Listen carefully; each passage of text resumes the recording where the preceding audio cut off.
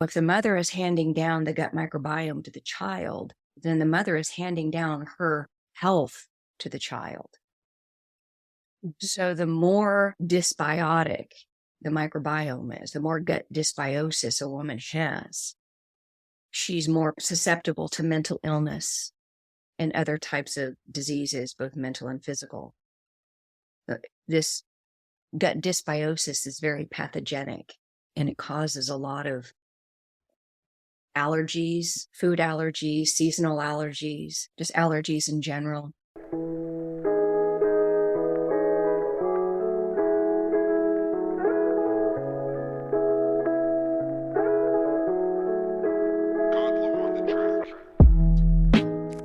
Welcome to the Radiant Mom Rising, the podcast that's all about celebrating and empowering the incredible hardworking mothers out there. I'm your host, Mary Dibble. I'm on a mission to equip you with the tools, strategies, and inspiration you need to conquer the challenges of motherhood and life, all while embracing your radiant self. Join us each week for amazing guest interviews, relatable stories, and a whole lot of fun. We're here to create a vibrant, supportive community where we can be our authentic selves, where no one feels alone, and where we uplift and cheer each other on along this incredible journey of motherhood. So, fellow Radiant Moms, get ready to rise, shine, and conquer the world. Let's grow together, laugh together, and make every week a celebration of the powerful, radiant moms we are. This is Radiant Mom Rising, and you're part of a community where your brilliance shines through. Are you ready to rise with us? Let's get started. In today's episode, we're unraveling the intricate tapestry of postpartum depression, hormonal balance, and the gut-brain connection. My guest, Marie Hoag, has been in the female hormone medicine field for over 2 decades. In the hormone clinic, working with patients as clinical hormone coach, an educator and consultant to HRT prescribing physicians, and as a researcher diving deep into estrogen deficiency diseases, and female hormone restoration protocols. Marie has personally experienced perimenopause and menopause and has taken virtually every form of hormone replacement therapy, including advanced HRT systems. She reversed her menopause about 15 years ago by way of therapeutic dosed hormone therapy and never plans on experiencing it again in her lifetime. By reversing her menopause, Marie has also been able to eliminate the side effects that's associated with menopause, such as depression, anxiety, insomnia, weight gain, inability to lose weight, low libido, headaches, mood swings, low energy, and brain fog. Marie is a female hormone practice consultant. She is passionate about training doctors on how to prescribe therapeutic dosed hormone therapies that give women the choice of when or if they experience perimenopause or menopause. Marie's private clinical hormone coaching practice involves working directly with hormone doctors, coaching their patients through the hormone balancing process to the Hormone Sweet Spot. Get ready to explore how these factors intersect and impact women's well-being. Whether you're a new mom navigating the challenges of postpartum life or someone curious about the mysteries of hormonal health, this episode is for you. Let's dive in. Thank you for tuning in to the Radiant Mom Rising podcast. I'm Mary Dibble, your host, and today I have Marie Hoag with me. Thank you so much for joining me today. I'm so excited to get in this conversation. This is a topic I feel like is so important for so many mothers out there who deals with postpartum depression, as well as menopause that we eventually can experience or possibly not experience later on in life. So please share a little bit about your story, your journey, and the things you've experienced and how you help women and moms out there today who have to deal with this stuff. Yeah, Mary, thank you so much for having me on your show here. I really appreciate it. Preparing for the show, I got a chance to see, the demographic of women that you target here. And I see that you help moms out quite a bit with topics on postpartum depression and the struggles that moms face, young mothers face, young mothers, not to be confused with like age-wise young mothers, but middle-aged young mothers, so to speak. Yeah. And that's really, I think, the area of your audience. And I had a couple babies myself in my mid-30s and had quite an experience, but I didn't know at the time what was happening. I suffered some pretty bad postpartum depression. It was really bad to the point where I had suffered with depression for many, many years, but I felt pretty good during my pregnancies. But after my first child, after that pregnancy, it was such a horrific experience because the depression was so bad. I was both suicidal and homicidal. I was so frightened about the safety of my baby after giving birth. I was worried that I would kill my own baby. That's how bad my postpartum depression was. At that time, I was living in New York in rural. I was living in Cooperstown, and it's a small community there. And my in-laws lived about 30 minutes away. So I didn't have immediate help. So it was just really on me after giving birth, but the depression was just too much. I kept calling the birthing center at Bassett at the Bassett Hospital in Cooperstown saying, I don't know what to do. I'm afraid for the life of my baby. I'm just depressed. I'm like, oh, you're just sleep deprived. And I'm like, no, my baby's not sleeping. So my baby had colic. And I come to find out later, I figured out what colic was, that nobody tells you what that is. But the things that they told me to do weren't very effective. I'm like, what do I do with this depression? And they were trying to put me on medications. I'm like, how am I supposed to take care of my baby if I'm drugged up? There was a point where I was so depressed, I took my baby back to the birthing center. I set it up on the counter and I said, here, I'm giving him back to you. I can't cope. I'm worried because I want to kill myself and my baby. And my thoughts of this are very rational. And I was worried. It took me a while to do. My husband was working at the time, just like 24/7. We were peak season at the Cooperstown Fun Park where my family owned the business. And so I was just almost felt like I was left on my own.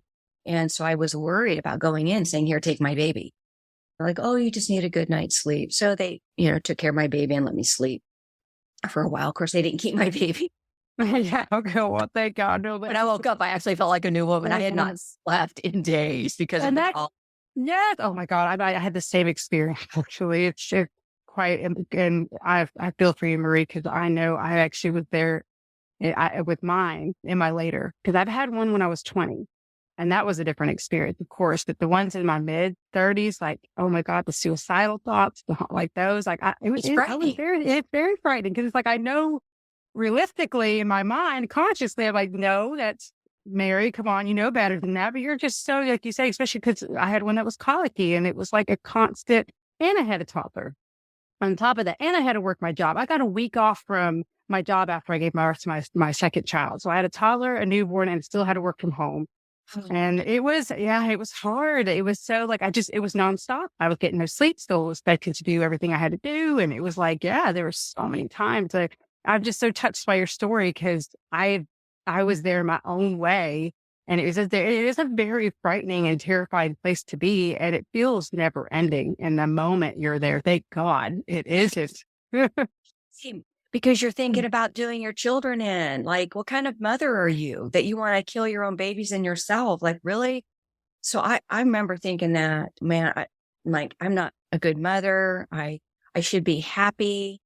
Why aren't I happy? I've got this beautiful baby. I have a great marriage. I mean, everything about my life was good, but I wasn't happy. And and the colicky baby on top of the postpartum depression. I'm very fortunate that I didn't have to work at that time. I can't even imagine the stress of, trying to even work just to set yourself up for a few minutes alone time. I don't have to tell you, is very difficult. And everything revolves around that little window that you're able to set up and try to, schedule in advance. Yeah. The new mother, not so much the young mother, but the perimenopausal mother. And this is what really interested me is women who wait to have children in their mid-30s, which is what I've come to learn is a big mistake. That the younger a woman is when she has babies, the better it is on her body, her brain and body. See, what women don't realize is our ovaries die. Usually they begin the dying process in about the early 30s, early to mid 30s. The ovaries start shutting down production of testosterone, estrogen, and progesterone. And it's this slow declining process. And when women are lucky during this time to be able to get pregnant, because usually estrogen's low, or women were on birth control pills for most of their adult life. So they were in chemical menopause. So their ovaries were non-functional. Then they get off of the hormonal birth control, hoping they'd get pregnant. And if by chance they were able to, when their ovaries kick back in and they produce enough estrogen, and if they produce enough progesterone, they can carry their baby to term. But you're talking about being lucky to be able to conceive and carry a baby to term with enough hormones. But like I said, the moment a woman pops out her baby, most estrogen ceases production. And so the brain says, okay, I can't be worried about having another baby. I have to focus on this one. Will this one survive life? So the estrogen shuts down. So there's no pheromonal exchange to the opposite sex of the men in the village. The libido shuts down. I mean, try to have sex with a woman who just gave birth. The pheromonal exchange is very negative. Don't touch me. The doctor said I can't have sex for a year. That's what I told my husband. After the first follow-up, did you ask him when? Yeah. What a bummer. He said a year. My husband's like, oh, really? A year? I'm like, yeah, honey, we'll make it work though. At that time, it's like the last thing you think about when you have a baby, especially a colicky baby, is really think I'm going to do this again right now. The thought, and this is on purpose. I learned this in a conference I went to same conference 3 times. I just learned so much about this whole cycle of life and how the brain and body is designed to function in this rhythmic cycle with the universe. But the ovaries are supposed to shut down for the sole purpose of, will this baby survive? So usually around about the 3 to 4 month time period, the brain of the mother tends to calm down and the ovaries will start to kick back into production for most women. And the goal is to have the ovaries produce enough estrogen and progesterone to bring back a regular and incident-free menstrual cycle that includes a monthly period bleed, no more than 6 days with residual blood, no more, 7 days, 5 to 6 days. This typically doesn't happen in women in their mid-30s. The ovaries don't really kick back into production like they should in this time frame. And so because the ovaries, like, I was trying to check out before we started all this, and you want me to jump back in and then produce hormones like I did pre-production and pre-pregnancy. So the older women get who have children, the less estrogen they produce as each child they have. I didn't explain that. So basically women are taking a risk every time they have a child in their 30s and beyond for their ovaries to kick back in. So most women don't produce enough estrogen and progesterone to regulate a healthy and incident-free menstrual cycle. They usually go back on some sort of hormonal birth control because the doctors think that, we'll just shut your periods down or control them this way. We'll put you back in chemical menopause and then control your bleed. Problem is, estrogen is such a powerful hormone that it impacts everything in a woman's brain and body from head to toe. And so when a woman is estrogen deficient, women are guaranteed to have mental illness at varying degrees, depending on how estrogen deficient they are. So estrogen is responsible for a lot of mental illness in women when it's deficient. And when it's optimal, the mental illness tends to go away for most women.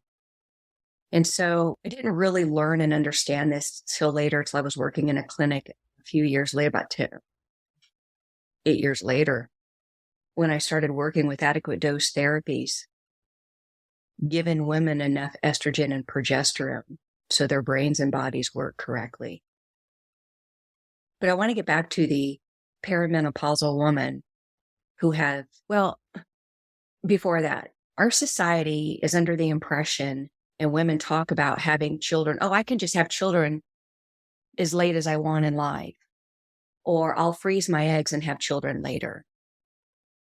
It doesn't work that way. I mean, the body really needs enough estrogen and progesterone to function and to have the body work correctly, to produce a baby, to grow a baby, and to have that baby thrive beyond those, to thrive in life. The question comes up with women with perimenopause is, when to get on hormone therapy, if they do at all, really. So for women who want to have children, again, the best gift a mother can give her unborn child is that of a healthy gut. And I haven't talked about the gut or the gut microbiome yet here, but it is one of those things that women have to pay attention to when they're having children. The health of the mother's gut bacteria is handed down to the child, which is one of the ways that makes the gut or the microbiome the largest organism on the universe. So if the mother is handing down the gut microbiome to the child, then the mother is handing down her health to the child.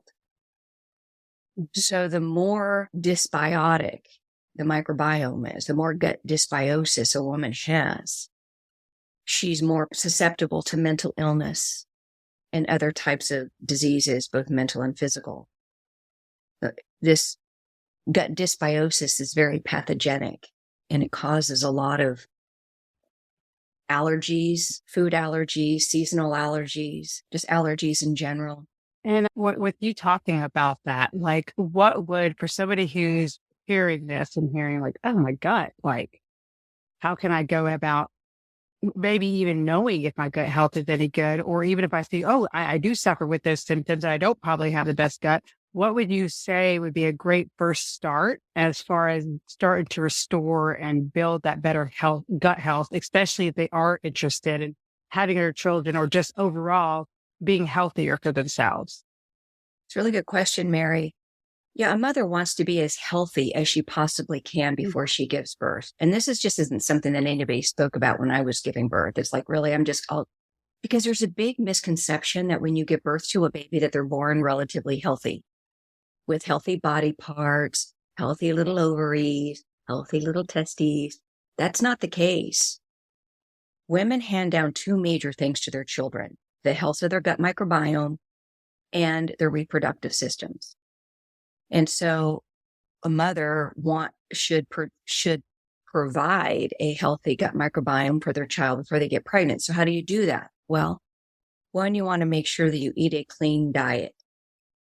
Understanding how does a woman know if she has gut dysbiosis? A lot of that has to do with the types of food she eats, the quality of, I'm a big poop monitor. I monitor poop in my clients, especially in the very beginning. How often? What's the stool look like? What's the diet look like? So that tells me that the health of the gut microbiome right there is the stool and the diet. And women know if their gut's toxic. Women who eat a lot of processed foods have a lot of gut issues, digestive issues. If you have digestive issues, chances are you have gut dysbiosis. Women who are estrogen deficient tend to have gut dysbiosis because plenty of estrogen is required in order to help the estrobolome process estrogen. Okay, so the estrobolome is a small subset of gut genes that's responsible for preparing estrogen for elimination out of the body. This group of genes is highly dependent upon circulating estrogen levels. So when blood circulating estrogen levels get low, the functionality of the estrobolome peters out. And then the body can't prepare estrogen to be eliminated out of the body. So what tends to happen is women will store this estrogen in their tissues, their fat, in their gut. And then this is what estrogen dominance is. So now the body is housing this estrogen she's supposed to be pooping out of her system. But because estrogen's too low, women have a hard time having regular bowel movements, and estrogen's responsible for all the processes in a woman's body, whether it's digestion, pooping, the gut motility, menstrual cycle, sleep, circadian rhythm. Everything is dependent upon healthy circulating levels of estrogen.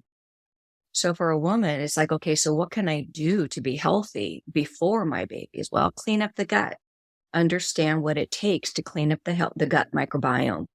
But I got to tell you right now, it does take estrogen.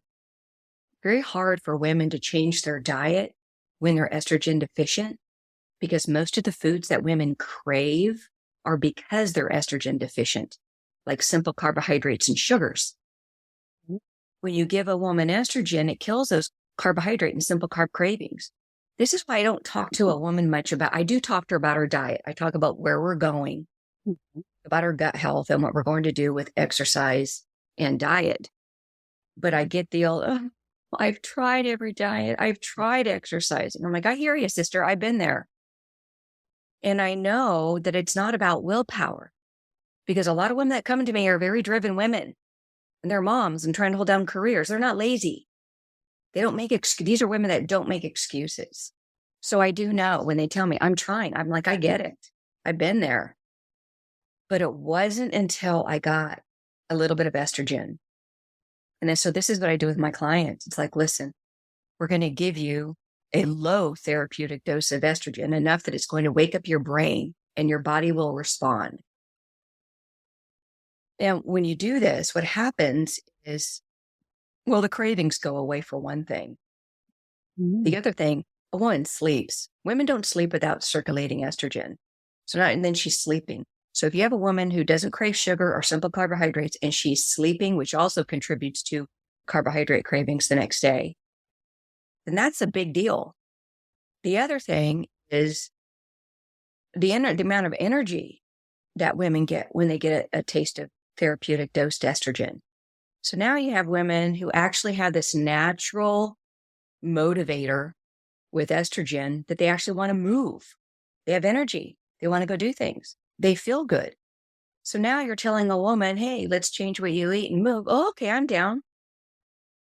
And so this is why and so the doctors I work with, they like me to refer my patients to them when their gut is clean, because the gut health affects hormone balancing so much. But if you keep hormones low, it causes hormone imbalance. And this is what a lot of people don't understand.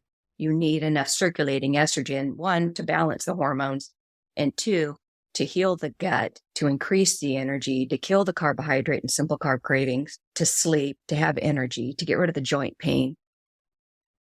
All the things that perimenopausal and menopausal women complain about. So exercise helps turn the gut around, especially vigorous exercise on an empty stomach. I never thought I can do this. I'm like, oh my gosh, I can't imagine. It's not on the elliptical. But it's really interesting. One of the quickest ways to change the health ecology of the gut microbiome is to work out in a state of ketosis. And you do this vigorous exercise, and it really does help reshape that gut. And then you eat a lot of high fermented food, a lot of foods that are fermented, like sauerkraut, lots of fermented type foods. Another food that's very healing to the gut microbiome, believe it or not, is clean saturated fats. Everybody's told, oh, you can't eat saturated fats. Well, if you want to lose weight, if you want to lose fat, eat plenty of clean saturated fats, lots of butter, lots of meat and meat fats, but clean, uncured meat, no processed meat, not clean. So being very careful. So when you go shopping for meat, and I'm talking bacon, I eat bacon every day with lots of saturated fat, but you want to make sure that the meat that's purchased is clean, meaning there's no nitrates or any sort of chemicals in them. So you'd want to choose uncured. And that's usually on the packaging, uncured meats and unpasteurized dairy. The more unpasteurized butter and unpasteurized milk and raw cream, these types of high saturated foods, clean, help not only curb the carbohydrates, but it calms the appetite quite a bit for about 4 to 6 hours, depending on how much saturated fat a woman eats. So it really helps with carbohydrates. So this also helps change the gut microbiome around. And then sleeping. So eating fermented foods, a clean diet, exercising on an empty stomach. These are the things women can do to turn their gut around. And eating clean, unpasteurized dairy and meats is really good for the entire family. So if you're taking the chemicals out, so you really want to reduce the chemicals in the body too. So the quickest way to clean up the gut for hormone balancing is to fermented foods, exercise, sleep, eat plenty of clean, saturated, unpasteurized dairy. Wow. That's incredible. I love it. Thank you. I'm taking notes. Attention, hardworking moms. Are you ready to kickstart your journey to a thriving online business? Introducing Learn and Earn Profits Online Max, a groundbreaking digital resale course that's revolutionizing success.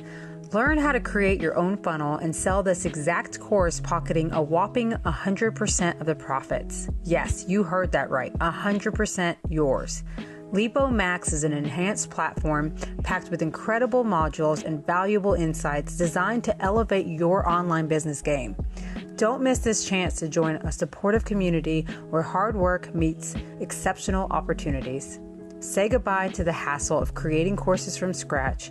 Lipo Max does the heavy lifting for you, empowering you to learn and earn in an environment tailored for your success. Act fast and secure your spot in this game-changing program and set yourself up for a prosperous life. Join the Lipo Max community today. Click on the link in the show notes to learn more or contact me today with any questions. Yeah. And that's really for all women. Those women who see part of the problem with the women who want to continue to have children, they can't really get on hormone therapy between children. So there's always this decision. When do I start hormone therapy? And, so when women come to me, well, I want to be on hormone therapy between children, and it's just not advised. And when you say between children, like what's the time frame you're talking about? Within a year, 2 years? See, part of the problem is women in their 30s don't produce enough estrogen and progesterone to be able to get pregnant very easily. And some women need hormones to be able to do that. See, the reason I say this because the doctors are like, I don't want to give women hormone replacement therapy if we can get their ovaries to produce the hormones they need to get pregnant, to do it naturally. But part of the problem is they're not able to produce enough. It's a real hit or miss. Yeah. If you give a woman HRT between children, say she wanted to have a baby now and I want to have one again in another couple of years, well, I either tell the woman, don't tell the doctor you're going to have another child. And then when you're ready, get off the hormone therapy. And then hopefully your ovaries will kick back in. And that's the thing, is the ovaries have to be working enough. And it's the hit or miss. It's just the doctors are like, send me your patients who have decided to stop having children and we can move forward with hormone therapy. So if a woman has decided to stop having children, what's her future with hormone therapy? Well, most women in their mid-30s, the perimenopausal women, they'll never produce adequate levels of estrogen and progesterone to regulate a healthy and incident-free menstrual cycle. So they'll need to get on some sort of hormone therapy.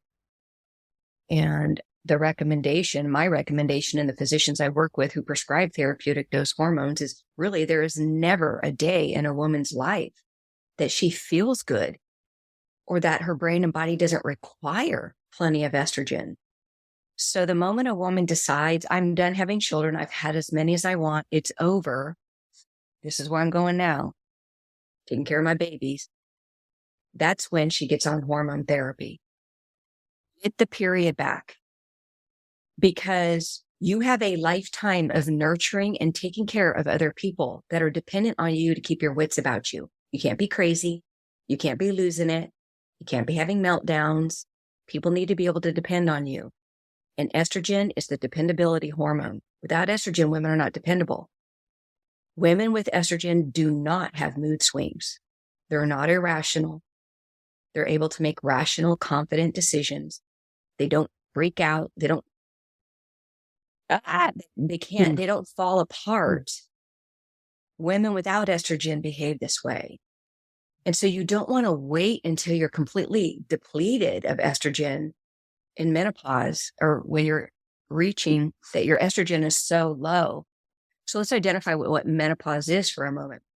Because what menopause is the cessation of having a period bleed once a month for a year. So it's a 1-year anniversary date. Meno is the menses. Pause is the cessation of the menses. Periods are over. That's it. It's a physiological state brought on by female hypogonadism. And it can happen at any time, at any time in a woman's life. Once those ovaries are unable to produce the required amounts of main sex hormones that women need to fully function and thrive, we need to find a way to restore those. We don't just want to leave a woman without it. Because like I said, our ovaries are designed to die within a third of our life.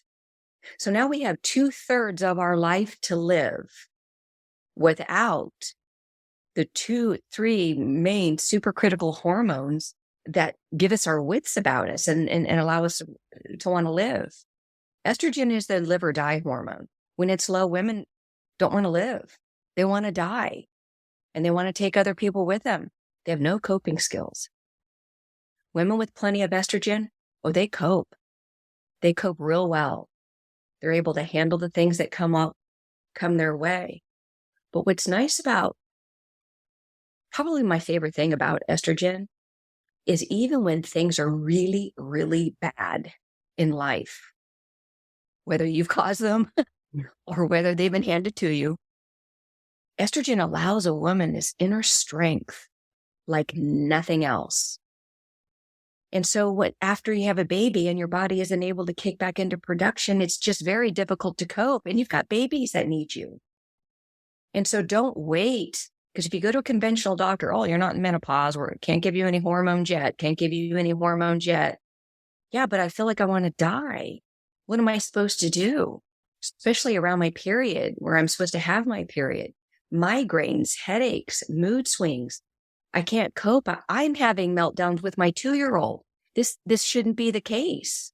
Yeah. There has to be, one of us has to be a grown-up here. And that's estrogen and progesterone, those two hormones.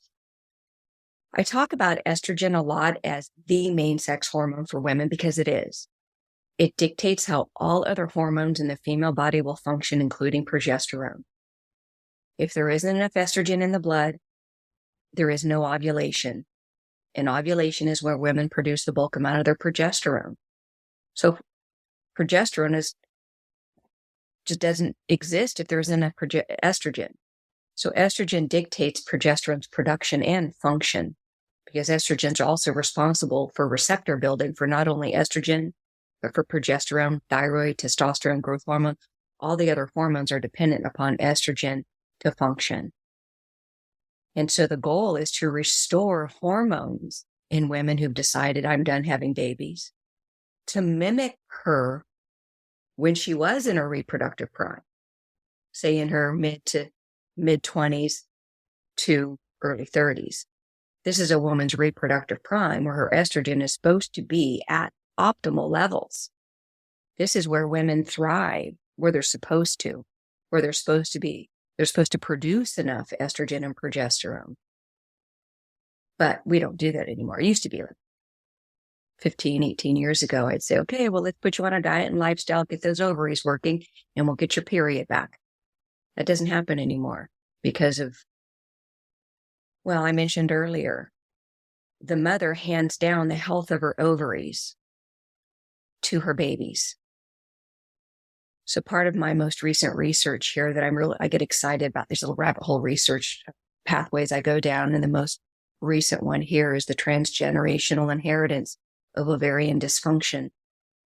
What I'm learning is we're about 4 or 5 generations deep with ovarian dysfunction. Our daughters will not have healthy ovaries, healthy enough to produce adequate levels of estrogen and progesterone to regulate a healthy menstrual cycle. So you see in Generation Z, Generation Alpha, and even in Generation Beta, you'll see these generations are unable to create their own menstrual cycle. And when these young women can't produce enough estrogen and progesterone to create their own menstrual cycle, they're going to have a hard time having babies. So there's a large pool of people now, and it's growing, who are unable to reproduce. So when I say we're 4 or 5 generations deep with ovarian dysfunction, I was handed down my mother's broken ovaries. My mother had horrible periods. So women go, well, how do I know how long I've been estrogen deficient? How long do I know, that I've been hormonally out of balance? The quality of the menstrual cycle is the biggest indicator, other than blood work, of how much estrogen a woman has in her system. If the periods are dysfunctional in any way, PMS, PMDD, cramps, blood clots, pain, pelvic inflammation, lower back pain, periods should just be incident-free. Just a regular period bleed without cramps or blood clots or pain. Okay, so that is normal. So that's because... Well, it's normal, but that's not right. It's not healthy. No, I'm talking about because growing up, I remember my sister. Oh my God, I'll never forget the first time, she's older than me. So she got her period first. And I'll never forget seeing her on the couch crying. She had the worst headache. She was in so much pain, cramping. And I remember saying, Lord Jesus, please do not. I don't want that. I don't like it. And let me tell you, I feel like he answered, because I've never experienced period cramps or any of the crazy mood swings. I can sometimes tell, if I'm about to, because I have a tendency, I feel like, to just be a little sad. I think that's the worst thing I experience, is just feeling a little sad. And that's when I can always tell, okay, it's about but besides that, it was always a normal flow, no cramping, no headaches, none of that. So you say that is a good sign that you are healthy as far as, okay. Oh, yes. The more regular, the more incident-free, the better. Not bad. So this is how we know if a woman's hormones are balanced or not in the clinic. The biggest complaint of the women that I work with is, I forgot I was going to start my period and I wasn't ready. No. I wore white pants. It's like they don't know. It's like they have to time it and put it on their calendar, because they don't the clinical indicators of I'm getting ready to start, because that's a sign of low estrogen when you have these. So this is how we know when a woman, the quality of the menstrual cycle is closely tied to estrogen and progesterone production. And so this is how we know. So when a woman, we monitor, we adjust the hormones to the point where we're getting rid of these clinical indicators. This is why I started monitoring clinical indicators in the clinic almost 18 years ago, because I noticed the more estrogen women got, the better they felt, and they didn't have certain conditions. So I started rating 50 different clinical indicators the morning of every blood draw, because I learned that how women felt worked in real time over estrogen. So when a woman was having a complete meltdown emotionally, I'd have the patient go get their blood checked.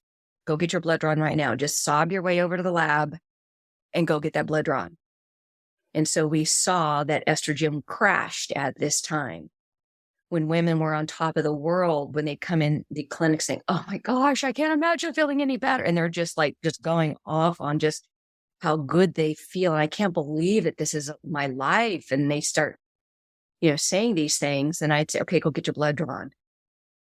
And so this is how we know, and the conversations. So women that are saying, oh my gosh, I cannot imagine feeling any better than I do right now. Well, estrogen's hovering in a particular range in these women. And the women that are complaining about all these things will get estrogen is, like I said, it's in a particular range. The beauty about estrogen that I always say is it's so predictable. It's not a hit or miss with estrogen. When it's low, you're guaranteed to feel crappy. Migraines, headaches, weakness, carb cravings, gaining weight, getting fat, having a low libido, sending out a negative pheromonal exchange to the society. Just back off, leave me alone. I don't want to talk to anybody. You give a woman estrogen, it changes everything. It completely turns this around. And then when you see this over and over and over again with women, you can't just pretend like you don't see it. Then you start having conversations. Well, this is how you feel now, but when your estrogen gets to this level, this is how you're going to feel. This is how predictable it is. But there aren't too many people that have worked in a clinic using therapeutic dose estrogen to see this timeline and to see what happens when women are given the right amount of the right hormones.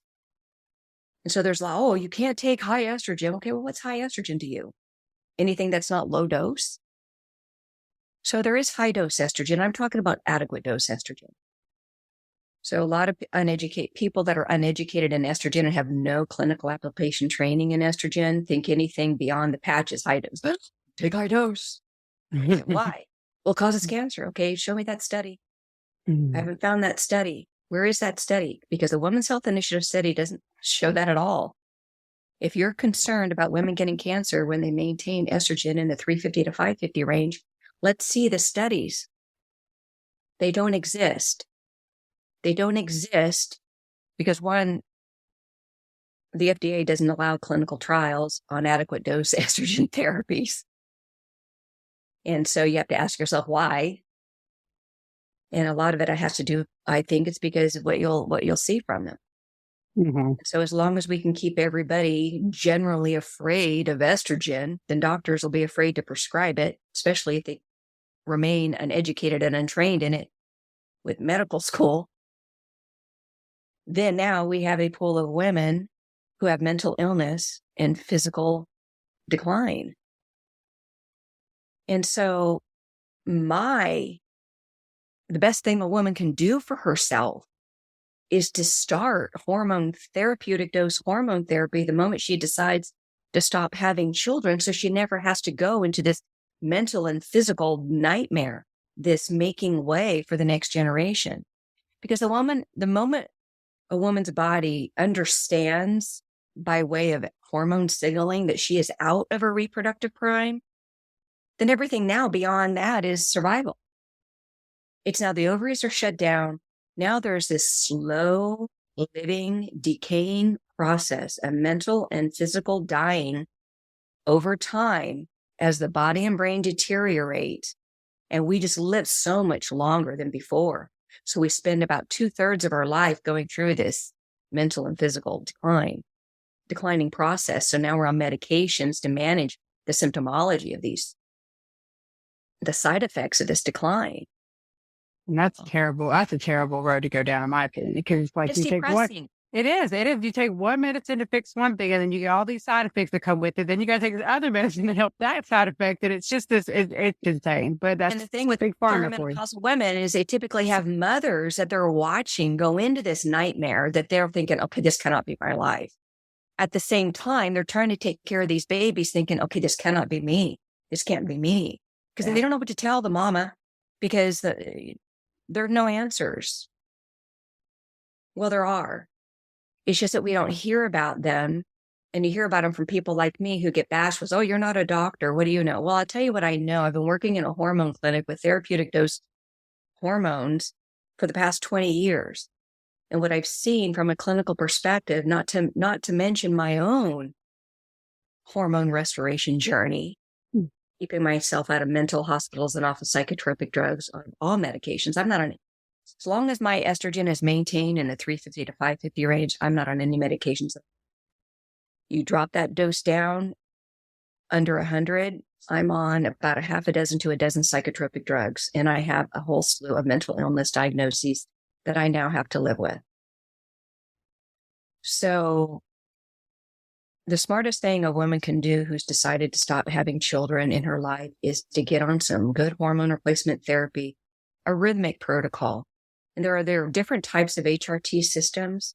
There are therapeutic dosed HRT protocols that are designed in a rhythmic format that allows you to have a regular period once every 28 days. And a woman can do that, well, forever. And we have some patients 70, 80 years old who just refuse to get off of their estrogen. Are you sure you don't want to back down? Are you sure you still, don't you take my estrogen? You threaten to take a woman's estrogen away who you've given her some, they'll fight for it. Are you sure you still want to have periods? I like to see the look on the checker's face when I put my tampons on. Oh, that's so funny. Because usually people say that's like the only good thing is that you don't have your period anymore. But I guess because you're right, there's so much more to it than just the bleeding. It's feeling good. It's Well, it's the mentally. brain function. Yeah. It's the mental illness. People don't realize menopause isn't a state. Well, it's a physiological state, but menopause is just one more side effect to female hypogonadism. It's not a condition somebody has to live with forever. Though there's 4 stages. Well, menopause it's an anniversary. Anything beyond menopause, it's postmenopause, of which there are 4 stages. And most women in stages 1 and 2 postmenopause can reverse their menopause. Even if they don't have a uterus, you can still regulate a menstrual cycle in a woman. So even a woman who's had a hysterectomy can still have a menstrual cycle. They just won't have a regular monthly bleed. So as long as the woman's brain is under the impression she's in her reproductive prime by way of hormone signaling, then the brain and body don't want to fall apart. The brain tries to keep its wits because you're young and you have to take care of the people around you. And so you need your brain, you need your body. You can't be falling apart. Your joints and muscles, you need all those things. But once the hormones decline and the brain thinks you're out of your reproductive prime, it's all about decline and deterioration and survival. So what I'm suggesting and what I help women with is, let's get you on a good HRT system. Let's get your gut clean. Let's reshape your body and let's put your body back into a reproductive prime so that you can be physically strong and healthy and mentally strong so that you can actually be the mother that you want to be, because you can, because you'll have your brain about you. You don't have to worry about depression every day or the moment you wake up in the morning and wonder how this day is going to be based off of the mood, that moment you wake up. What's nice about getting enough estrogen is even when things are bad, there's just never a day that I wake up thinking, oh, how am I going to get through this day? There are things like, yeah, this is a tough day, but I'll be able to do it because I have estrogen. Now I say that because I have estrogen, because I know that's what it is for me and for a lot of women. So no matter what, as long as I've got estrogen in my system, there really isn't much I can't do. I feel like that and this is just the general mindset of women with plenty of estrogen. So the best thing a mother can do for herself, for her children, and for her significant other is to get on adequate levels, therapeutic dose HRT.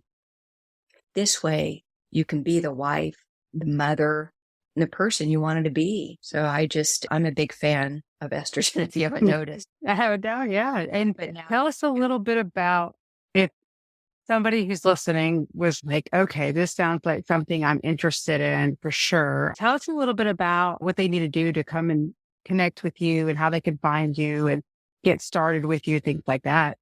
Hi, Mary. Hey, yeah, HRT, hormone replacement therapy, isn't for everybody. Yeah. It is for most, but it's not for everybody. And a lot of women have questions. So I just recommend going to my website, menopausemoxie.com, and just sign up, schedule a free consultation. If you have lab work, I'll review that lab work with you and I'll let you know what your situation is and what you should probably be considering. I'm not interested in selling programs to anybody because, like I said, it's not for everybody.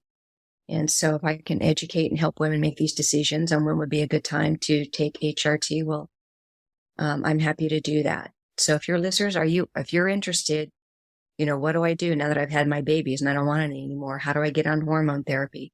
And where do I start? Or even if I need it, right? Yeah. Yeah, because you might not know because yeah. The goal is to have the ovaries work as long as possible. But how do you determine that? So part of what I do is I have an ovarian function analysis program. So if a woman's questioning, saying, well, I want to know are my ovaries still healthy enough? Can I still produce healthy amounts of estrogen? Well, we take labs and see what's the output now? What's the production? Then I would put them on a diet and lifestyle regime for 3 to 6 months, retest labs. Did this make any changes? Because when women make concerted efforts in their diet and lifestyle, you can optimize hormones if the ovaries are healthy enough. And so when we get the labs back, we see, oh, okay, well, we have an increase of your estrogen, then let's do it some more for another interval. And let's see if we can get these ovaries to produce hormones at adequate levels. If we find that, and I know that the woman has made every bit of effort and it's been determined, well, your ovaries just aren't working, and some women just know my ovaries aren't working. I know they're not working. They'll never work. I want to get on hormones now because it's a lifelong commitment. It's not once you restore hormones with therapeutic dose to HRT, it is a lifetime commitment, but it'll keep you off of psychotropic drugs. It'll keep you out of the mental hospital. It's actually quite cost effective on many levels, financially, monetarily, and otherwise. You'll be able to connect with your friends and family instead of falling apart and being a crazy woman and have mood swings. One of my favorite things about estrogen is there's just no mood swings. Everything's consistent. Every single time. You always know what you're going to get with a woman with estrogen. There's never a guess. Well, unless there's some personality issues. But for the most part, estrogen's the mood stabilizer in women. Yeah. So if you want to, if you're a woman and you're decided that you're finished having children and you have some questions about hormone balancing and when a good time to start HRT is, book a consultation. Let's talk about it. I'll let you know when a good time, if now is, and I'll help you out to see what you can do to get your ovaries to work, and then come back to me later if you need to. Well, that's awesome, Maria. Thank you. This has been very informal because there's a lot of, like you say, a contradiction in this world of what the doctor's knowledges are, what we're being exposed to. And so it's nice to see other people taking time and doing the research, experiencing it for themselves, getting out there, bringing out something different, because at the end of the day, we are all different. And what works for one person is not going to always work for another person. And so it's nice to know there are options and that there are people out here who are willing to look at the things and try things for you that may be different than the norm, but could be everything you need. And it's something as like estrogen could be such a solution for so many women to feel better about themselves, to feel good, to live or to just overall mentally better. That's great. And we'll, of course, share all your information, even if people just want to follow you and learn from you that way. We'll keep all that in the show notes as well, and just keep everybody updated. I mean, maybe even down the line, I'd love to have you back. Anything new you've learned or whatnot, and you want to share with the audience, we'd love to hear about it. Because like I said, this is just great to have alternatives and other perspectives that come into this that could really change someone's life. Because, it really can. And one thing I do want to say, if people are very individual, but for the most part, most women do real well in a particular range with estrogen. There's some individual fine tuning with that, but for the most part, women just need plenty of it. And there's no secret at how much that is. It's not like it's a rockets. Oh, your secret here. It's like really, most women do best by way of this. But and if your listeners have questions that you want, gather those, and then let's talk about that. Absolutely. Yes, please leave us a review. Let us know whatever questions, we'll dig into it. We'll make sure we get you answered. Like I said, we want to make sure that everyone understood things, feel good about things. If there's anything additional out there that we can help to bring clarification to, or you're just curious about, maybe whatnot, we want to hear about it. So again, Maria, thank you so much for coming on here and sharing all of this and just spending time with me. I've really enjoyed this very much. And I hope you have enjoyed sharing with us. I did. It was really nice being here with you, Mary. Thank you so much for inviting me and having me a part of your show. Absolutely. Absolutely. Thanks again. You bet. Here are the key takeaways from today's episode. If you're a new mother or know someone who is, understanding the signs and seeking help early can make a significant difference in both maternal and infant well-being.